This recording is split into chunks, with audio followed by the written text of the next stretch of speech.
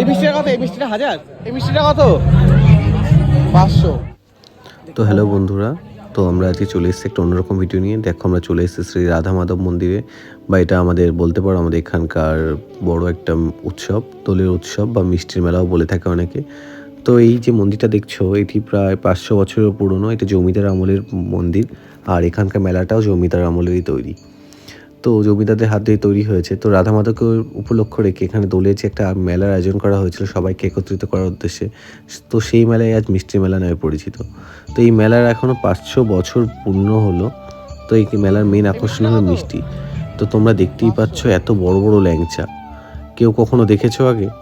তো এই ল্যাংচাগুলোর দাম এক একটা 1000, 1500, 2000। তো আমি ব্যক্তিগতভাবে মিষ্টি অত পছন্দ করি না, কিন্তু এই মিষ্টি কিনতে আসে বহু দূর দূর থেকে লোকেরা। এমনকি পেপার থেকে শুরু করে নানা ইউটিউবাররা এটা কভার করতে আসে। তো তোমরা দেখেছো নাকি অবশ্যই জানিও। দেখতে পাচ্ছ দামগুলো, এটা 500, এটা 1000, এটা এই মিষ্টিটা কত? 200। এই মিষ্টিটা 1000। তো তোমরা জানিও। আর এটা দেখো, এই মিষ্টির সাইজটা দেখেছো, একটা পাঁচ বালিশের সমান। তো যাই হোক, এই ধরনের মিষ্টি এই মেলাটায় তৈরি হয় এবং বাইরে থেকে অনেক লোক আসে এই মিষ্টি দেখার জন্য। আর হ্যাঁ, কে কোথা থেকে দেখছো অবশ্যই কমেন্টে জানিও। আর এরকম বড় বড় মিষ্টি দেখেছো নাকি সেটাও জানিও কিন্তু। আর এই 4টে মিষ্টি আমরা আমাদের জন্য নিয়ে এসেছি।